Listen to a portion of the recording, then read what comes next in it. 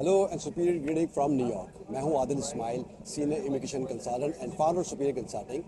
अगर आप भी यूएस आना चाहते हैं और आपको मुख्तलिफ ऑप्शंस दरकार हैं तो मैं आज आपको बताने वाला हूं कि आप यूएस किन किन तरीक़ों से और किन किन वीज़ाज़ के ऊपर आ सकते हैं। सबसे पहले तो अगर आपकी एज जो है वो कम है और आप अभी इस वक्त स्टूडेंट लाइफ गुजार रहे हैं, या अगर आप प्रोफेशनल भी हैं और आपके पास बहुत ज़्यादा गैप नहीं है स्टडीज़ के अंदर, तो आप स्टूडेंट वीज़ा एक बेहतरीन ऑप्शन है फॉर यूनाइटेड स्टेट्स। क्योंकि यहाँ स्टूडेंट वीज़ा पर आकर आपको काफ़ी सारे ऑप्शंस परमानेंट रेजिडेंसी के भी मिल जाते हैं वंस आप अपनी स्टडीज़ को कंप्लीट कर लेते हैं।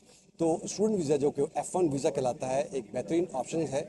और बेहतरीन ऑप्शन इस वजह से भी है कि यहाँ से जब आप तालीम हासिल करेंगे तो ऑब्वियसली आपको इजीली एकोमोडेट किया जाएगा एम्प्लॉयर्स की तरफ से। तो मैं इसको बहुत ज़बरदस्त ऑप्शन समझता हूँ अगर कोई अवेल करना चाहता है और वो रिक्वायरमेंट्स को फुलफिल करता है कि I-120 की एप्लीकेशंस को, पिटिशन को कैसे फाइल किया जाता है, एडमिशन्स कैसे सिक्योर किए जाते हैं और रिक्वायरमेंट्स को कैसे पूरा किया जाता है। तो ये सबसे बेहतर ऑप्शन है। इसके बाद हमारे पास एम्प्लॉयमेंट के कुछ ऑप्शंस हैं। EB2 के हवाले से EB2 NIW है और E2 है इन्वेस्टर और एंटरप्रेन्योर वीज़ा के लिए। और हाई नेटवर्थ इंडिविजुअल्स अगर अप्लाई करना चाहते हैं तो उनके लिए EB5 है।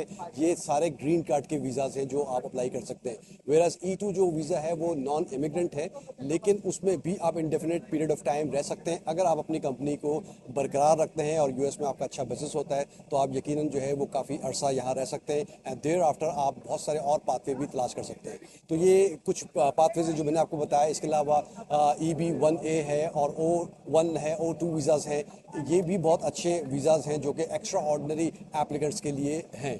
और इसके अलावा अगर हम बात करें तो हमारे पास ऑप्शन है वो फैमिली स्पॉन्सर का। अगर आपकी फैमिली यूएस के अंदर मौजूद है वो भी आपको स्पॉन्सर कर सकती है, बट ये जो स्पॉन्सरशिप है वो काफ़ी दर्दनाक इस सेंस में होता है कि आपको काफ़ी वेट करना पड़ जाता है। तो इसलिए स्पॉन्सरशिप जो है वो एक वन ऑफ द ऑप्शन ज़रूर है।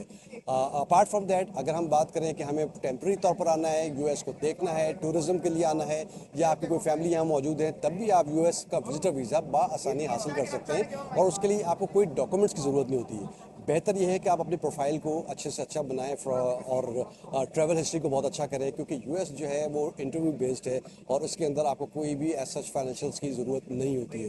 तो इसलिए आपके लिए ये ऑप्शन भी बहुत अच्छा है। अगर आप वंस यहाँ पर आ जाते हैं तो फिर आपको यहाँ पर आने के बाद आपको बहुत सारे रास्ते मिल जाएंगे कि एक मुस्तकिल सुकूनत आप इख्तियार कर सकते हैं। जिस तरह से मैंने आपको बताया कि इवन H1B वीज़ा भी एक अच्छा ऑप्शन है, एम्प्लॉयर बेस्ड है, लॉटरी सिस्टम के ऊपर है, तो आप H1B वीज़ा को भी जो है वो देख सकते हैं। और लास्टली मैं एक और भी ऑप्शन आपको बताना चाहूँगा कि एक वीज़ा जो बहुत ज़माने से हम भी अपने बचपन से देखते आ रहे हैं और सुनते आ रहे हैं कि लॉटरी, ग्रीन कार्ड की लॉटरी है, ये भी स्टिल अवेलेबल है और लोग अप्लाई कर सकते हैं इसके अंदर। और अगर उसके अंदर आपका लॉटरी का नाम आ गया तो आप ग्रीन कार्ड भी हासिल कर सकते हैं। तो ये कुछ ऑप्शंस हैं जो मैंने आपके साथ डिस्कस किए इस बेहतरीन कंट्री में आने के लिए और अपनी फैमिली को और या अपने आप को सेटल करने के लिए।